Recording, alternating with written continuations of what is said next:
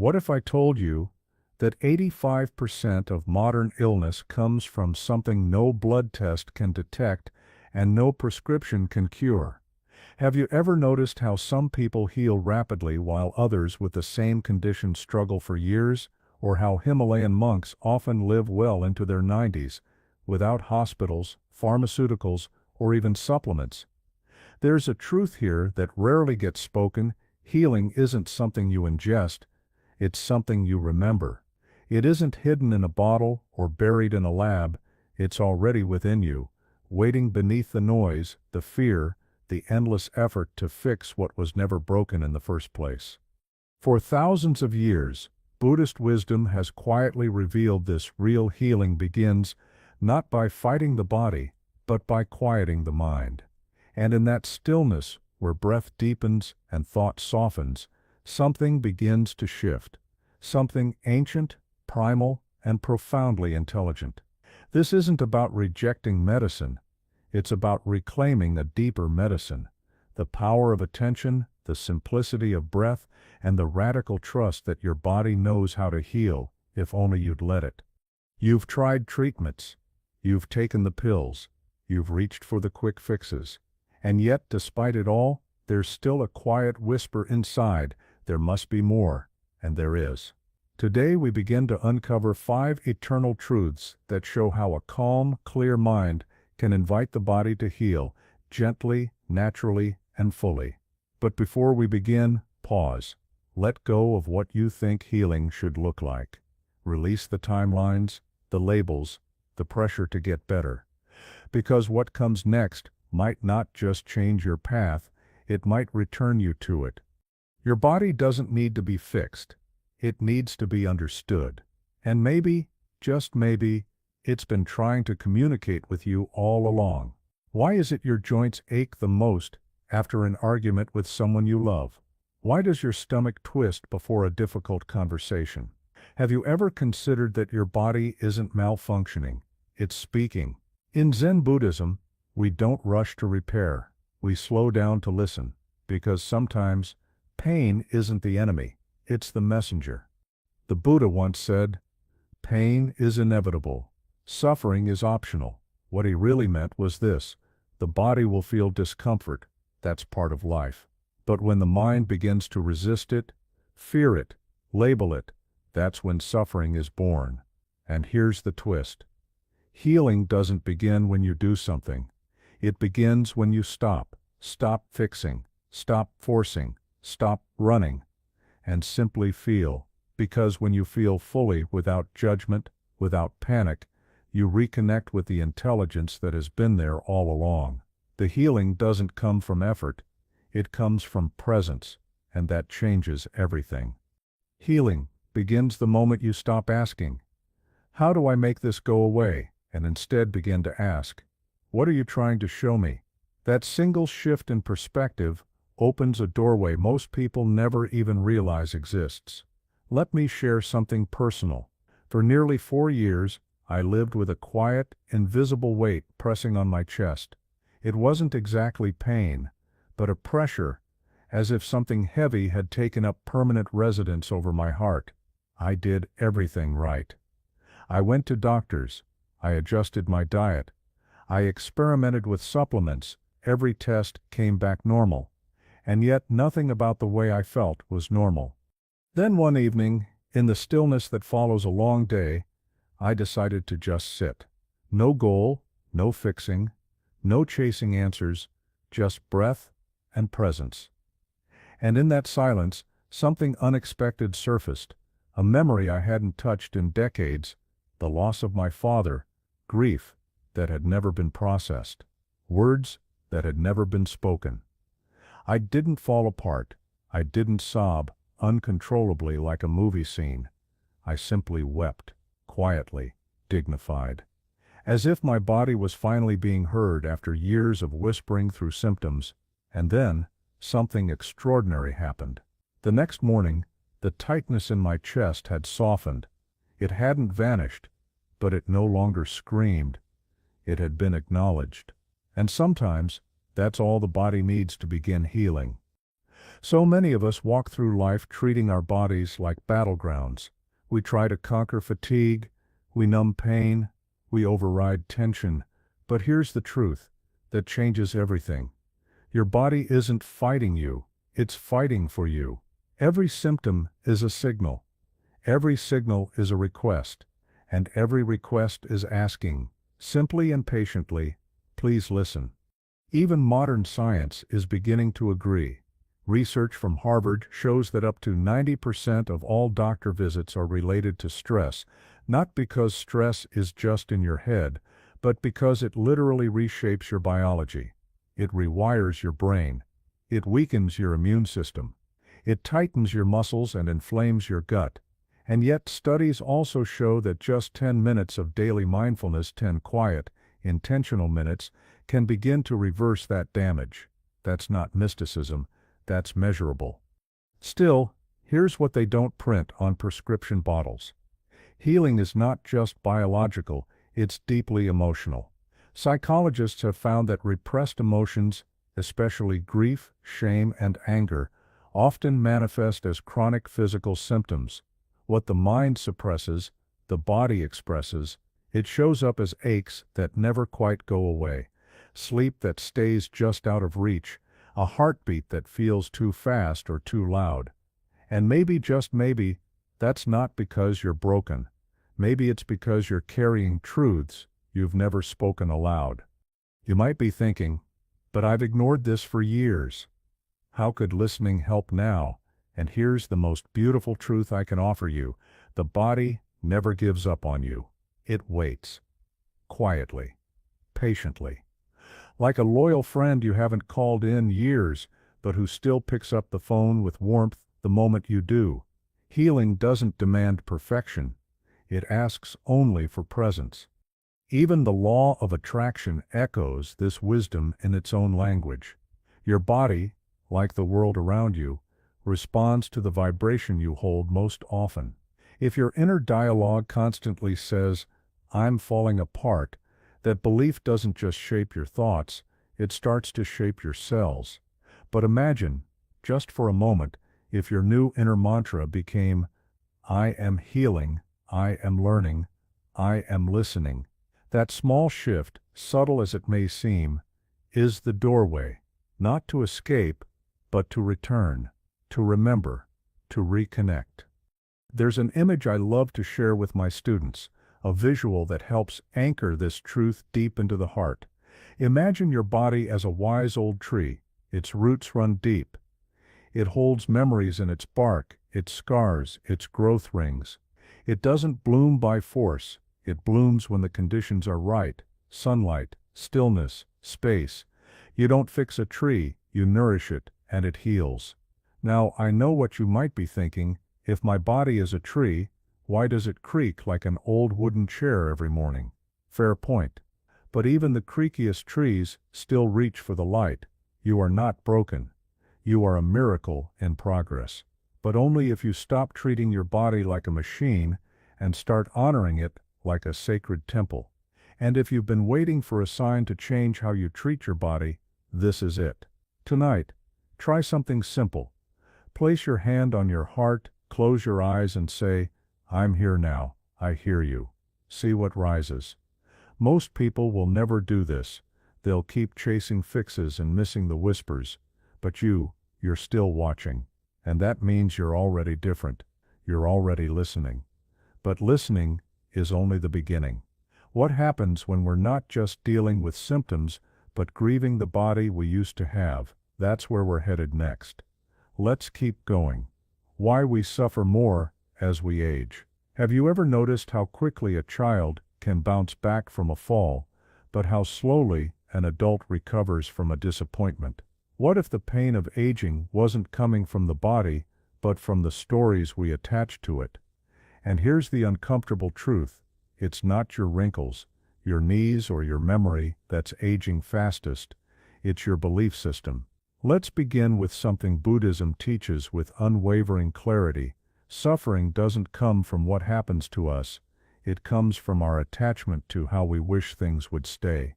In modern life, we're conditioned to worship youth. We chase it, inject it, filter it, and fear its loss. Aging, in this cultural script, becomes something to resist at all costs. But in Zen, impermanence is not a threat. It's a teacher. It's not something to fear, but something to bow to. Think of a tree in autumn. It doesn't mourn the falling of its leaves. It lets go with grace, trusting that what falls away creates space for what's next. Aging, then, is not decay. It's a return to essence. It's a process of clarifying what truly matters. But the real suffering begins when we resist this truth, when we start whispering to ourselves, I shouldn't feel this tired, or I used to be able to do this, or I look so old. These internal scripts don't just drain joy, they literally affect your biology. A landmark study from Yale found that adults who held positive beliefs about aging lived, on average, 7.5 years longer than those who didn't. That's more than the added longevity from quitting smoking, exercising, or eating vegetables combined. So you can take all the vitamins you want, but if your internal narrative says, I'm falling apart, your cells are still listening, and they are obeying. I once met a woman, 78 years old, who radiated life, not in the I run marathons and run an organic farm kind of way, but in a way that made you want to sit beside her just to bask in the peace she carried. I asked her what her secret was.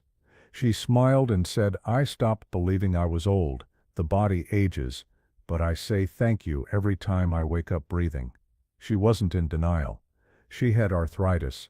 Her hands shook when she poured tea. She'd lost her partner. But she had something our culture rarely celebrates: dignity. That quiet, unshakable grace that comes not from being perfect, but from being present. Psychology confirms what many ancient traditions have long known as people age. What hurts most isn't the body. It's the feeling of becoming invisible, irrelevant, or past one's prime. When we lose our sense of meaning, our nervous system begins to dim its signals. The body slows down, not just from age, but from emotional withdrawal. And yet, connection can reverse this. Purpose is the true elixir. Studies show that even simple roles like mentoring, volunteering, or planting a garden can light up brain regions associated with joy, reduce pain perception, and improve longevity. It turns out, purpose isn't a luxury, it's a vital sign. From a law of attraction perspective, this makes even more sense. What we expect, we invite. If your internal dialogue says, it's all downhill from here, then yes, it will be. But if you believe, my best years are spiritually unfolding, then you begin to attract people, energy, and opportunities that reflect that frequency. Your outer reality starts to mirror your inner belief. Here's something that may challenge your current thinking. Your body is not betraying you. It's maturing you. It's not falling apart. It's peeling away what's no longer essential. Just like the lotus rises from the mud, this stage of life can be your awakening, not your ending. Think of aging like the ripening of fruit. When fruit is young, it's firm, shiny, maybe a little sour, but when it ripens, it softens, it sweetens, it deepens. It becomes nourishing. In the same way, your soul is ripening. You are becoming medicine for others, if you choose to see it that way.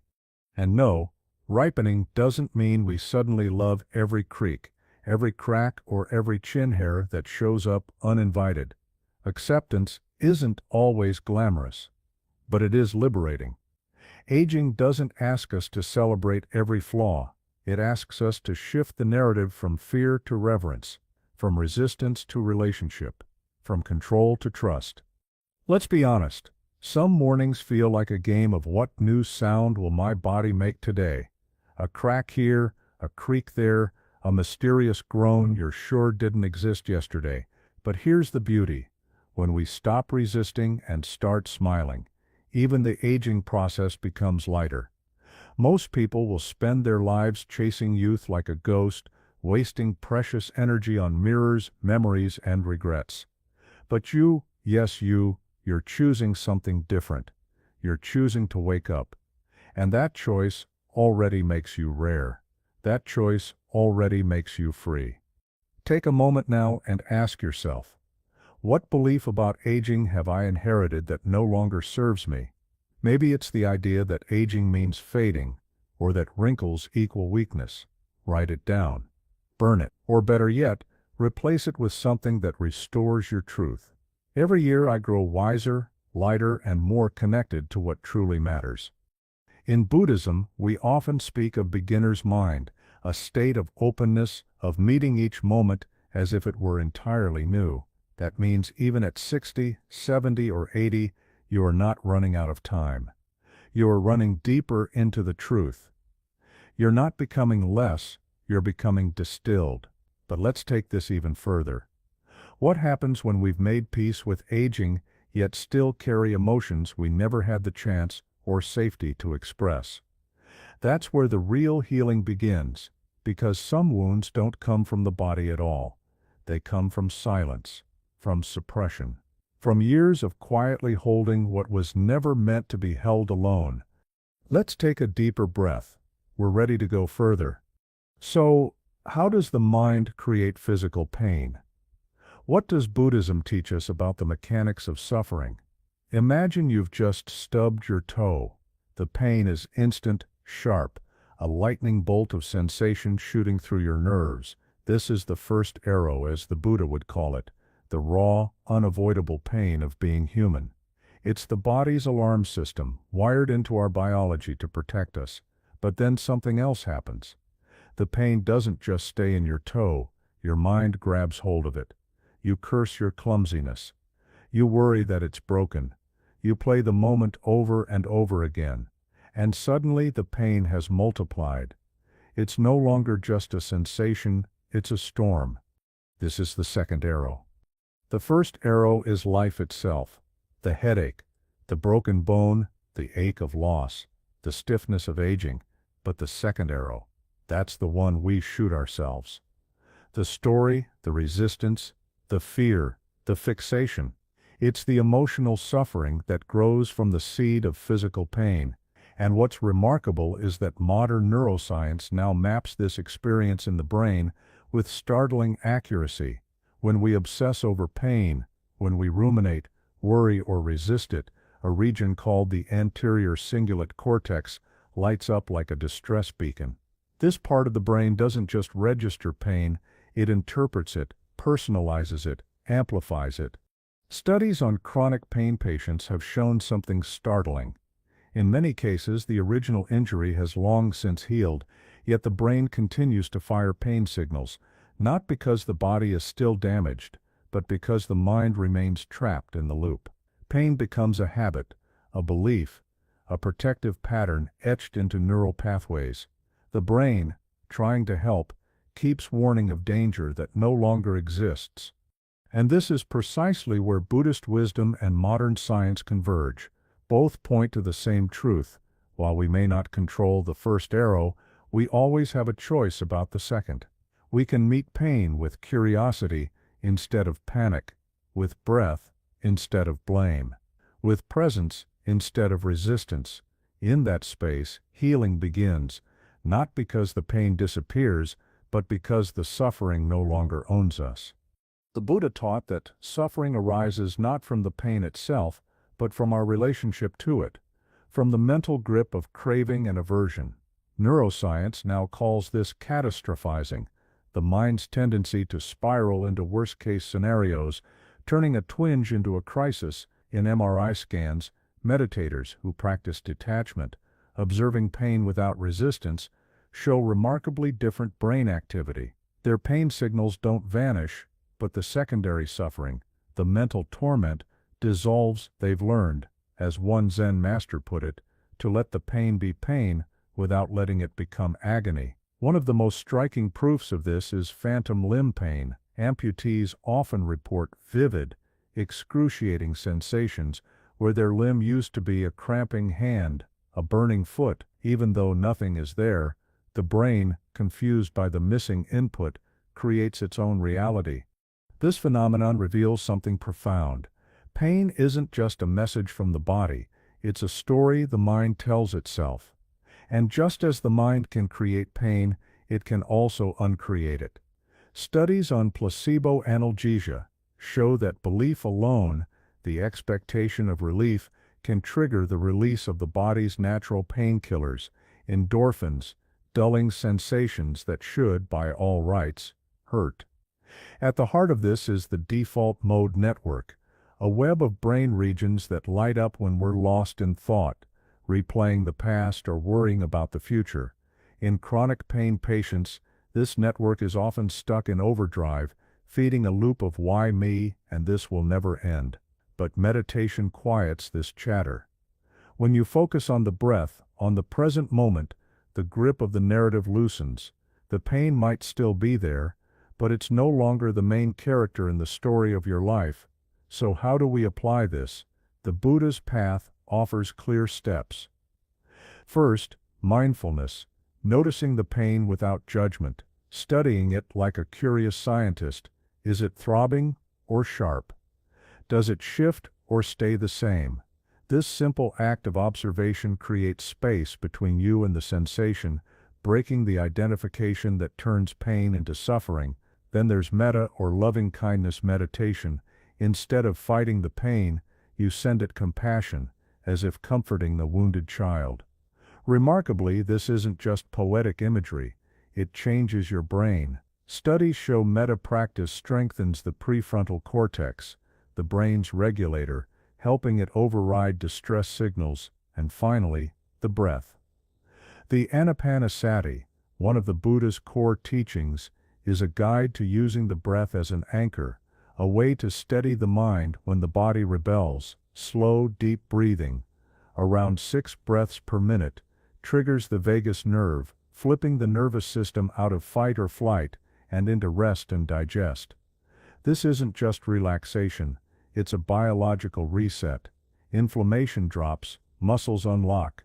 The brain's pain maps start to rewrite themselves. Tibetan monks take this even further with Tonglen, a practice where they breathe in pain, their own and others, and exhale relief. At first, this seems counterintuitive. Why invite suffering in?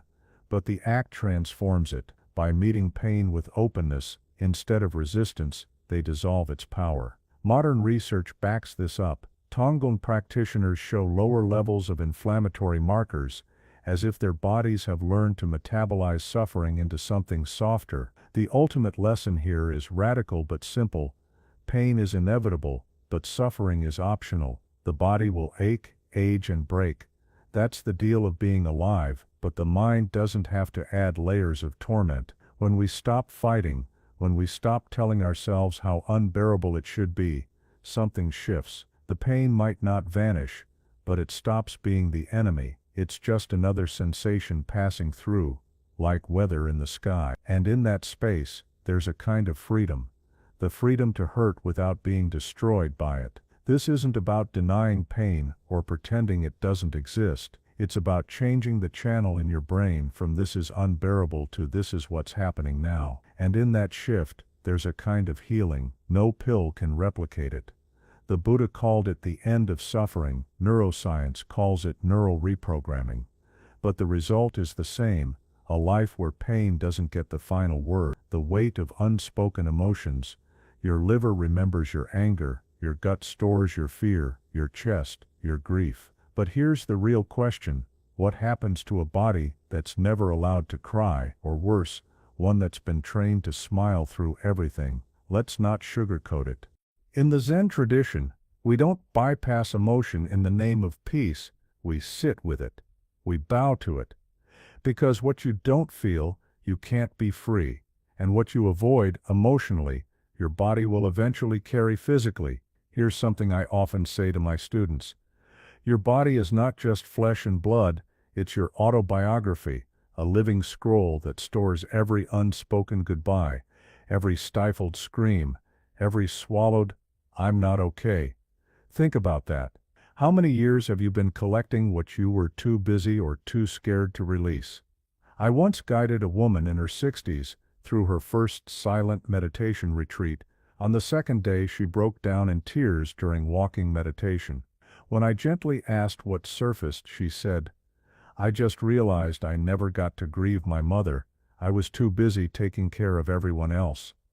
That moment changed her, not because she cried, but because for the first time, she allowed it. Buddhist teaching reminds us, suffering is not the enemy. Suppression is, like stagnant water in a still pond, what is unexpressed begins to rot. Emotion, when blocked, becomes inflammation. Thoughts become tension. Silence becomes sickness. Silence becomes sickness. Now let's zoom into science for a moment, not to overwhelm you, but to validate what ancient wisdom already knew. Epigenetic research shows that unresolved trauma can switch on or off certain genes, affecting not just you but your children and grandchildren. In other words, what you don't release, they might inherit. And here's the kicker. Psychologists have long understood the body-mind connection, but recent studies now confirm that people who suppress emotions are more likely to suffer from chronic illnesses, autoimmune conditions, and even heart disease. On the flip side, practices like expressive writing, talk therapy, and somatic meditation aren't just nice things to try, they actually reduce cortisol, balance heart rhythms, and even regulate immune responses. You don't need to scream into a pillow every night, but you do need to give your emotions a seat at the table. Most people think strength means keeping it all together. But real strength is allowing things to fall apart on purpose, not dramatically, not for attention, but quietly, authentically, like a tree shedding its leaves, trusting spring will come again. Let me share something personal.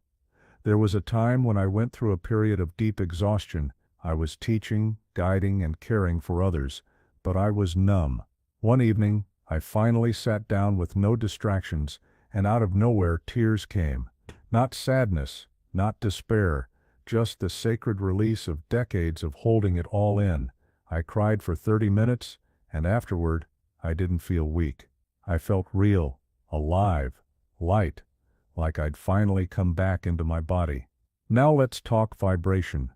You cannot attract wholeness from a fragmented heart. You cannot manifest peace. If grief is locked in your chest, energy is honest. What you resist persists, but what you embrace transforms.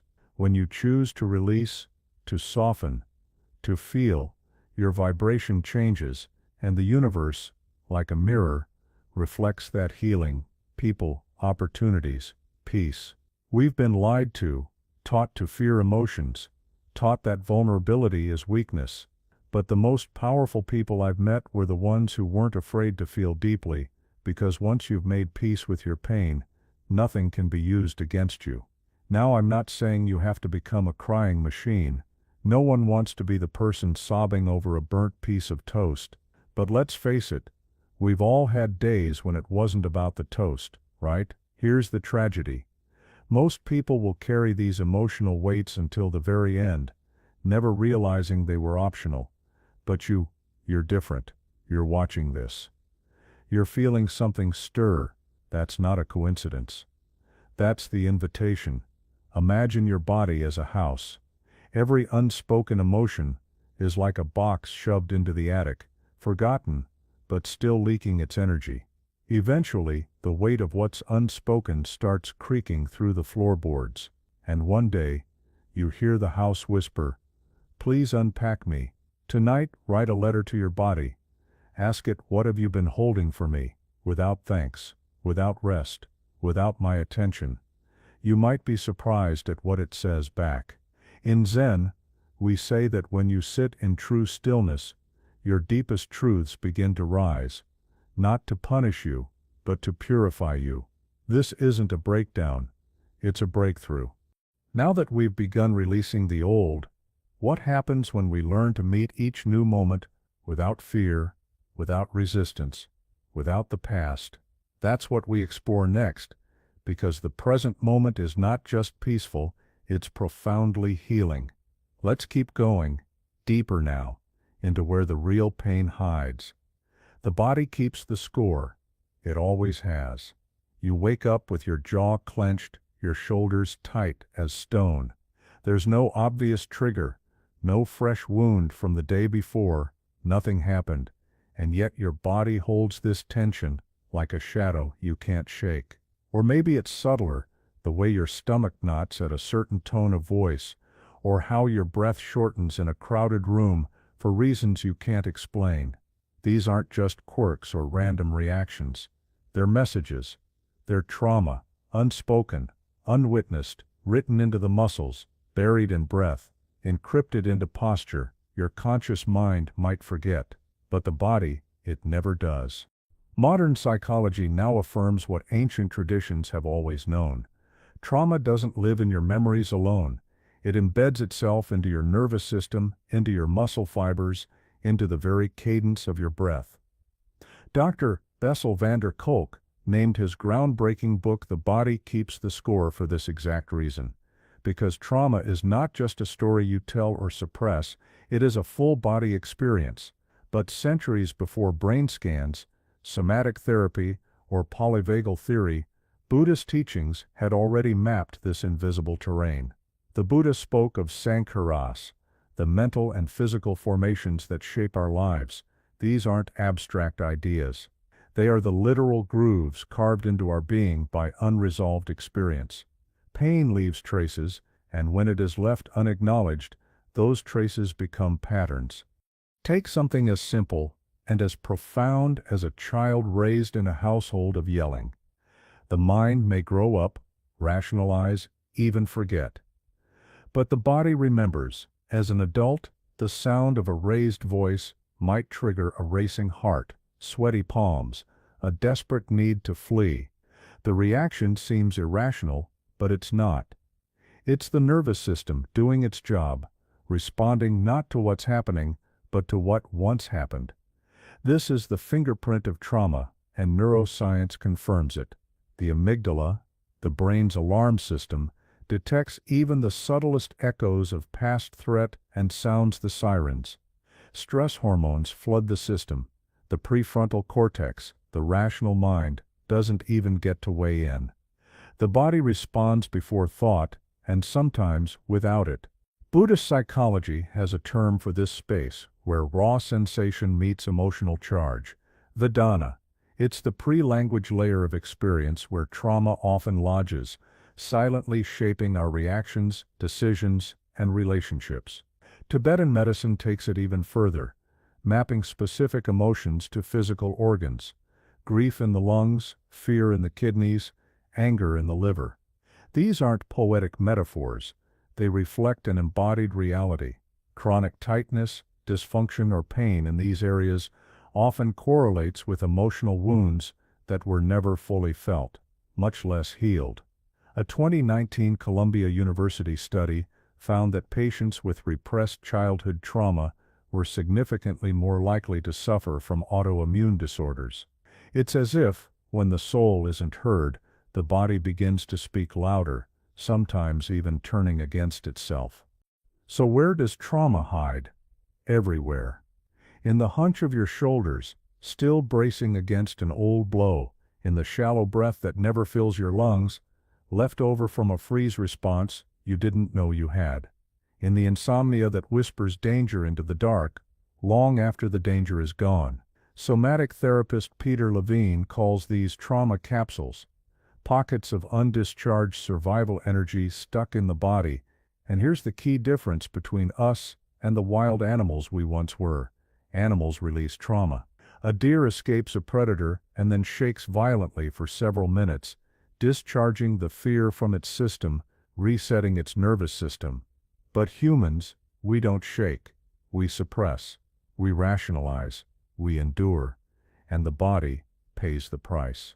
Not because it's weak, but because it's wise, and it won't stop calling until it's finally heard. The Buddha's path offers a way out, but not through talking or analysis. Healing begins with embodiment, relearning how to inhabit the body without fear. The Satipatthana Sutta, the Buddha's discourse on mindfulness, starts not with lofty philosophy, but with simple instructions. Observe the breath, notice sensations, become present in the flesh. This isn't avoidance, it's the opposite, turning toward what's been exiled. Modern therapies like sensory motor psychotherapy now echo this, guiding clients to track physical sensations as a gateway to unresolved trauma. The principle is the same: the body speaks in murmurs before it can shout. One of the most striking examples is the psoas muscle, deep in the core, nicknamed the muscle of the soul by yogis.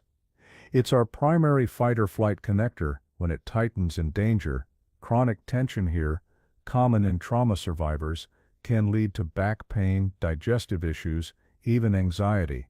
But you can't think your way out of a clenched psoas. You have to feel your way out. Trauma release exercises, like those developed by David Berceli, mimic the body's natural shaking response, allowing trapped energy to discharge. It's no coincidence that these movements resemble the spontaneous tremors of Kundalini awakening or the cathartic shakes of ecstatic Buddhist rituals. The body knows how to heal. It just needs permission. Breath, too, is a bridge. Trauma disrupts respiration, holding the breath, shallow chest breathing, keeping the nervous system stuck in threat mode. The Buddha's anapanasati mindfulness of breathing isn't just meditation, it's neural reprogramming. Slow diaphragmatic breathing signals safety to the amygdala, dialing down the alarm. Studies on holotropic breathwork show that controlled hyperventilation can access repressed memories stored in the body, not as stories, but as physical releases, tingling, heat waves of emotion. This is the language of trauma unwinding. Then there's movement. In Tibetan Buddhism, true core yogic exercises are used to release psychic knots, blockages where emotional pain crystallizes into physical tension. Modern trauma-sensitive yoga adapts this wisdom, using deliberate postures to reclaim agency in the body. A 2014 Harvard study found that yoga was more effective than medication for PTSD in some cases, not because it erased memories, but because it rewired the body's relationship to them. But perhaps the most profound key is compassion. Trauma thrives in shame, the belief that the body betrayed you by freezing, or that you're broken for still carrying scars. Metta, loving-kindness meditation, directly counters this, teaching the body that it's worthy of care. A 2021 study showed that PTSD patients who practiced metta had faster regulation of stress hormones. It makes sense. Trauma isolates, love reintegrates. Healing isn't about erasing the past, it's about changing its weight. The body may keep the score, but it also holds the remedy, if we're willing to listen, to touch the places that hurt not with judgment, but with curiosity, to breathe into the tightness until it softens, to tremble, shake, or weep, if needed. Letting the body do what it's waited years to do. Release, as the Zen saying goes. The way out is through, not around. The pain doesn't go over it, but straight into its heart, until what was once frozen thaws back into life. The healing power of present moment awareness. What if the cure isn't hidden in some expensive therapy, next year's wellness trend, or tomorrow's sunrise? What if all the energy you've spent chasing healing was distracting you from the one place it's always been available, right here? Let's pause for a second. In Zen Buddhism, we say the past is memory, the future is imagination. Only the present is real, but most of us are living as if the opposite is true. We replay old regrets like a broken film. We fast forward into imagined fears that haven't even happened. Meanwhile, this moment, the only one that's real, slips by unnoticed. Like a friend, we keep standing up. Here's the twist that still surprises many: suffering doesn't just come from pain, it comes from time travel. From mentally living in yesterday's grief or tomorrow's worry. In the body, it pays the price. Tension, fatigue, shallow breath, racing thoughts. Because when the mind is out of sync with the moment, the body tightens in defense. Zen teaches this elegantly: this moment is not a stepping stone, it's the destination. Peace doesn't come when things are perfect. It comes when we stop waiting for things to be different. Scientific truth backs this up beautifully. A Harvard study showed that people spend nearly 47% of their waking hours thinking about something other than what they're doing, and that mind wandering is strongly correlated with unhappiness. But here's the empowering part. Just 10 minutes of mindfulness a day can significantly lower blood pressure, reduce anxiety, and increase gray matter in areas of the brain linked to memory and self-awareness. Yes, rewire your brain by breathing with awareness. Let me share a moment from my own life. Years ago, I fell into a habit of over-planning. Every day was a strategy to fix my health, my schedule, my future, supplements, routines, schedules, always calculating what's next. But one morning, I sat outside under a Bodhi tree I had planted years before. I wasn't meditating. I wasn't doing anything. I just watched the leaves, felt the wind, heard my breath, and in that stillness, something profound happened. I realized that for the first time in weeks, my jaw wasn't clenched, my stomach was calm, my heart open. Healing came not from planning, but from presence. Psychologically, this makes perfect sense. When you're in the present moment, the mind has no choice but to pause the what-if spiral. Presence interrupts the loop of fear, it resets the nervous system, it gives the inner child a safe place to rest, and from a law of attraction standpoint, your vibration is always now. The universe doesn't respond to your words, it responds to your frequency.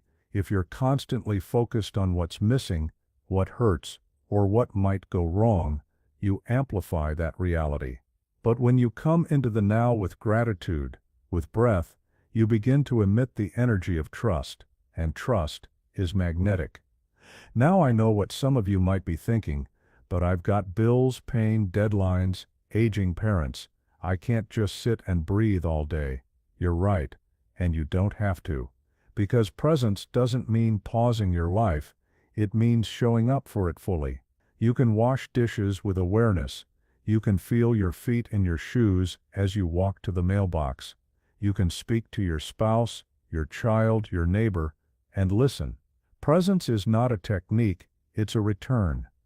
Think of your mind like a snow globe. When you shake it, everything's a blur, confusion, chaos, overwhelm. But when you stop shaking, the flakes settle, clarity returns.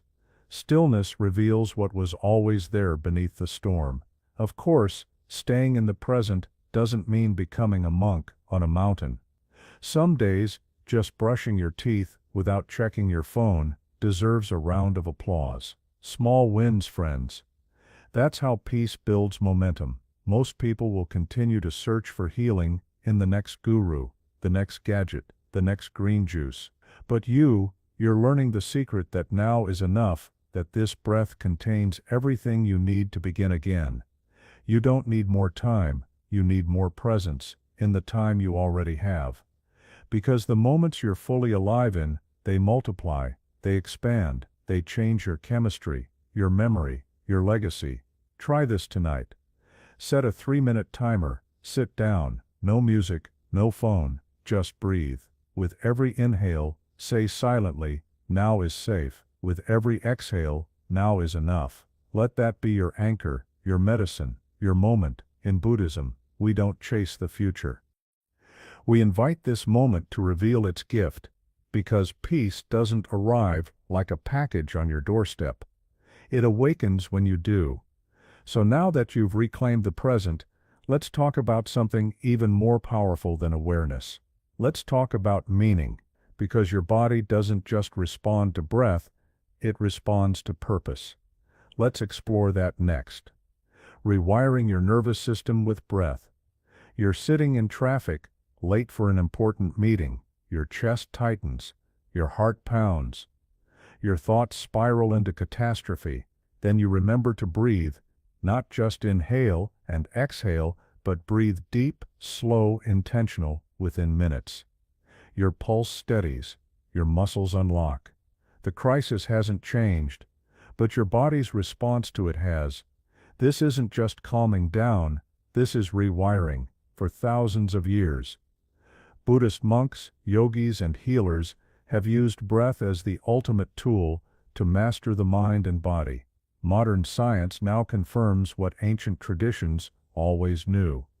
Breath is the remote control for your nervous system. Every inhale and exhale directly influences your brain, your heart, and even your genes. The Buddha called this anapanasati, mindfulness of breathing, and taught it as the foundation of liberation from suffering.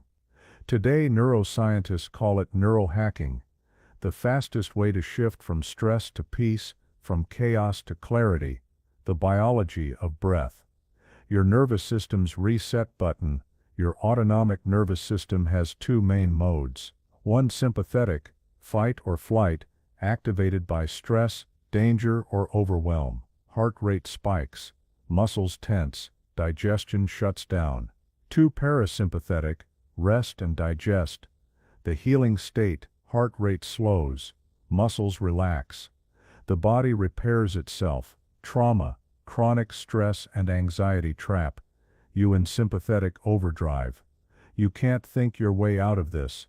The rational mind is overruled by primal survival circuits, but breath is the back door. When you consciously slow your breathing to 5 or 6 breaths per minute, about half the normal rate, something remarkable happens. The vagus nerve, your body's superhighway of calm, fires signals to your brain, switching off panic mode. Heart rate variability, HRV increases, a key marker of resilience. Navy SEALs train this to stay calm under gunfire. Gamma-aminobutyric acid, GABA, the brain's natural Valium, surges quieting mental chatter. This isn't relaxation, it's rewiring. Studies show that just 20 minutes of slow breathing daily can reshape stress responses in as little as 2 weeks. The Buddha's breath, ancient science of liberation.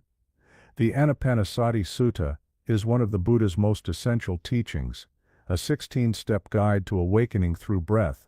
Unlike modern breathwork trends, this isn't about flashy techniques, it's about relationship using breath to dissolve the illusion of separation between mind and body. 4 stages of transformational breathing from the sutta. 1. Counting the breath. Simple awareness, I am breathing in, I am breathing out. This alone reduces amygdala hyperactivity. 2. Following the breath.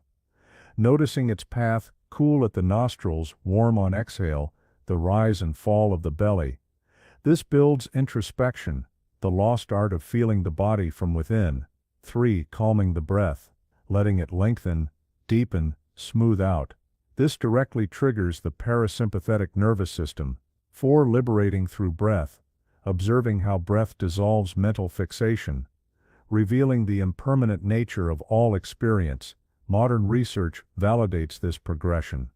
A 2018 Nature study found that breath awareness, steps 1 and 2, reduces mind wandering, while slow breathing, step 3, lowers cortisol by 30%. Advanced meditators, step 4, show gamma wave synchrony, a state of hyper-awareness linked to insight and bliss. Breath as medicine. 3 practices to rewire your state. 1. The 4-7-8 method. Instant calm. Inhale for 4 counts. Hold for 7 counts. Exhale for 8 counts. Repeat 4 cycles. Why it works. The extended exhale activates the vagus nerve, stronger than any other pattern, used by monks and Navy SEALs alike. 2. Nadi Shodhana, alternate nostril breathing. Close right nostril. Inhale left 4 counts. Hold 4 counts. Close left, exhale right, 8 counts. Repeat reversing nostrils. Why it works. Balances left logical and right, emotional brain hemispheres. A 2020 study showed it reduces anxiety faster than benzodiazepines in some cases. 3. Tummo, inner fire breathing. Tibetan secret, rapid, forceful inhales through nose like sniffing, passive exhales. 30 breaths, hold breath, at the top. Visualize, fire at the navel. Why it works. Triggers brown fat activation, boosting metabolism and focus, used by Himalayan monks to raise body temperature in freezing caves. The ultimate truth: you are not trapped. Most people live as prisoners of their nervous systems, reacting to life with habitual stress, fear, or shutdown. Breath is the key to the cell, The Buddha didn't teach breathwork for peak performance or stress relief, though those are side effects. He taught it as a path to awakening, to realizing that you are not your thoughts, not your trauma, not even your body. You are the awareness behind it all. Every conscious breath is a step toward that freedom. Every exhale a release of what no longer serves you, and every moment of presence a rewiring, not just of neurons, but of destiny itself. Start now. Inhale as if your life depends on it. It does. Exhale as if letting go of everything you are. Repeat until the prison walls dissolve and only sky remains. The healing power of purpose. People don't just die of illness. They die of hopelessness, of feeling unnecessary, forgotten, unseen, and often, of not remembering why they want to live in the first place. It's a hard truth, but it's one we need to say out loud, without purpose. Even the healthiest body starts to fade, but with purpose, even a tired body finds new strength. In Buddhism, there's a teaching called right livelihood. It's not just about your job, it's about the energy behind what you do. It's the idea that when your actions align with your heart, peace follows, and that peace is healing. But let me clarify something. Purpose doesn't mean launching a foundation or writing a best-selling book at 72. It can be quiet, gentle, personal. Purpose can be, I want to teach my granddaughter how to bake, or I want to keep tending to this little garden I love. The lotus, after all, doesn't bloom from manicured soil. It rises from the mud, from darkness. That's where strength is born. Let me share a story I'll never forget. I once met a 92-year-old monk who still taught early morning meditation every single day. I asked him, "Why do you still wake up at 4 a.m. to teach?" He smiled, tapped his knee and said, "Because teaching is why my legs still work." He wasn't joking. His purpose wasn't just in his mind. It had embedded itself into his cells. And science confirms this. A groundbreaking study by Dr. Patricia Boyle at the Rush Alzheimer's Disease Center found that seniors with a strong sense of purpose were 2.4 times less likely to develop Alzheimer's. Another study from JAMA showed that people with high life purpose had lower mortality rates and fewer chronic illnesses. In short, your why may be more powerful than your what. You may have been told healing means slowing down, but sometimes healing means waking something up. Not your schedule, not your productivity, but your sense of being needed, valued, connected. From a psychological lens, this is powerful. Pain without purpose feels unbearable, but pain with purpose becomes a kind of sacred fuel. It gives a story. It makes life feel like a path, not a prison. I once worked with a retired nurse who fell into depression after leaving her job. She said, "I feel invisible now." But when she began volunteering just one morning a week, reading to children at the library, her posture changed, her voice brightened. She told me, "It's like my body remembers what I'm here for." Purpose is the most magnetic force you can emit. When you're aligned with something that feels true, life starts to conspire in your favor. You attract the people, energy, and circumstances that reinforce your momentum. It's not superstition. It's vibration, and it begins the moment you choose to mean something to someone or something. Think of your purpose as the sun. You may have cloudy days, you may forget it's there, but when you turn toward it, everything in your inner garden begins to grow, even if slowly, even if silently. The body responds to warmth, especially the warmth of meaning. Of course, I'm not saying you need to reinvent the world at 70. Let's be honest. Some mornings, just finding your reading glasses feels like a full-time job. But meaning doesn't have to be heavy. Even making someone laugh today can be your sacred work. So no, the question is not, how many years do I have left? The real question is, what will I bring to the years I have? You're not done if you're still breathing, you're still becoming, and becoming is medicine. Most people never ask this question. They live out their later years waiting for something to fix them. But you, If you're still watching this, you're not waiting, you're remembering. That's rare. And that's powerful. Tonight, write down one reason you still want to wake up tomorrow. Even if it's small. Even if it's just, I want to see the sunrise. Let that be enough. Let that be the beginning. In Zen, we don't chase purpose like a prize. We discover it moment by moment in service, in silence, in joy. You are not too old. You are not too late. Your why is still whispering. All it needs is your ear. So now we've explored awareness, emotion, belief, and purpose. And there's only one thing left to bring it all together and let it land in your heart. Let's take this journey home with something astonishing, yet entirely real. The placebo effect, proof that the mind can, and often does, heal the body. Imagine this: a patient suffering from debilitating knee pain undergoes surgery. The surgeon makes an incision, performs what appears to be a full procedure, then carefully stitches the skin closed. But here's the twist: none of it was real. The scalpel never touched the actual tissue, no part of the knee was altered, and yet, weeks later that same patient is walking without pain, convinced the surgery cured them. This isn't science fiction. It happened in a groundbreaking 2002 study at Baylor College of Medicine. Patients who received sham surgery for osteoarthritis improved just as much as those who underwent the actual operation. This is the placebo effect in its most dramatic form, but it plays out in subtler ways every single day. A sugar pill lifts depression. A saline injection calms tremors in Parkinson's patients. A fake scent triggers a full-blown allergic reaction. These aren't flukes.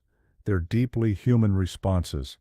They are living proof of what Buddhist teachings have whispered for millennia. Perception shapes reality. The Buddha said, "Mind is the forerunner of all things." Now, neuroscientists echo this in their own language, mapping in fine detail how belief rewires biology. When a placebo works, the brain doesn't just imagine improvement, it produces real chemical change. It releases opioids, dopamine, and anti-inflammatory compounds directly into the bloodstream. MRI scans show that placebo-induced pain relief activates the exact same neural pathways as morphine. The healing isn't in the pill, it's in the perception. It isn't fantasy, it's a function of the human design. The intelligence of the body responding to the signal of belief. Take the astonishing story of Mr. Wright in 1957, diagnosed with terminal cancer. He was given just days to live. Desperate. He received an experimental drug called crebiozin. Within days, his tumors reportedly shrank to near nothing. Then he read a medical report claiming the drug was ineffective, and the tumors returned. In a bold move, his doctor administered injections of plain water, telling Wright it was a new, improved version of the drug. Once again, the tumors disappeared. But when Wright finally read a definitive report condemning crebiozin as a complete failure, his hope dissolved, and he died just days later. His body followed the story his mind believed. His own consciousness was both the medicine and, ultimately, the executioner. Science now reveals how this happens. Expectation alone can trigger the release of endogenous opioids, the body's natural painkillers, which bind to the same receptors as morphine. Functional MRI scans show that the placebo effect engages the prefrontal cortex, which then instructs the brain to reduce activity in regions that process pain. Placebos have been shown to increase dopamine production in Parkinson's patients, reduce inflammatory cytokines in people with autoimmune disease, and even produce measurable changes in brain structure for individuals with depression. This isn't about tricking yourself, it's about recognizing that the mind and body are not separate. They are dance partners in every moment of your life. What you expect, you invite. What you believe, you begin to embody. And just as Buddhist practice teaches us to examine the nature of thought, to watch it arise and pass without clinging, it also invites us to plant seeds of wise belief. Belief not in fantasies, but in your own inner capacity to heal, to change, to grow beyond what you were told was possible. You were never broken. You were never beyond help. The power was always closer than your next breath. Healing is not a destination, it's a return to presence, to trust, to the understanding that what lives in your mind lives in your body too, and when you align the two with love, attention, and belief, what once seemed impossible begins to unfold as natural. This isn't psychological trickery. It's not some mental sleight of hand. What we're talking about is the mind directly influencing physiology through a process researchers now call remembered wellness, the body recalling what it feels like to be well and responding accordingly. But there's a darker counterpart to this phenomenon, the nocebo effect, where positive expectation can heal, negative expectation can actually harm. In one chilling Italian study, participants were told that an electric current might give them a headache. No current was ever applied, yet 80% developed headaches anyway. Another study found that women who believed they were at high risk for heart disease were nearly 4 times as likely to die of cardiac arrest, regardless of actual medical factors.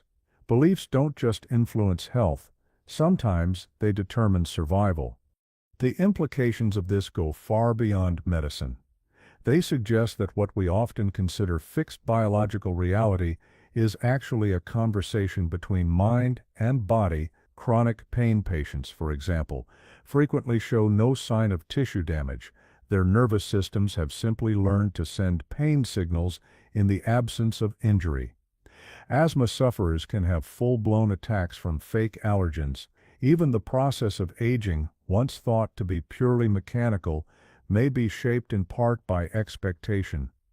As we've seen, those with a positive view of aging live, on average, 7.5 years longer.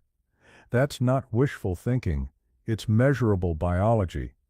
So how do we harness this power rather than be at the mercy of it?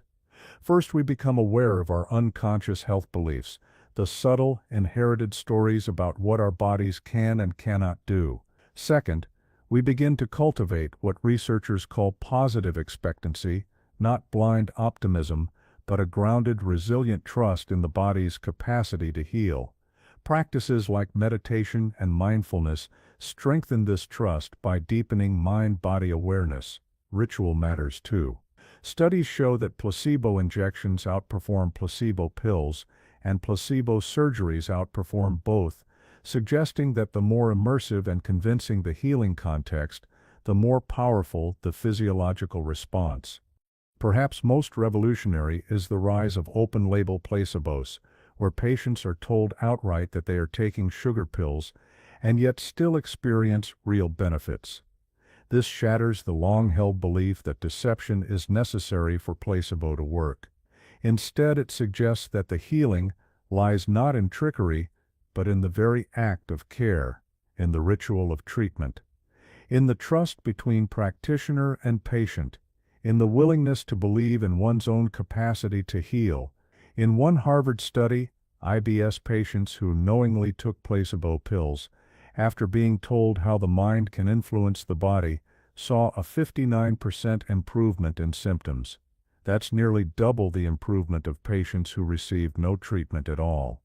The placebo effect, then, is not an illusion. It's a mirror, a revelation, a glimpse into our untapped potential. But it also highlights our vulnerability to the effects of pessimism, disconnection, and unexamined beliefs.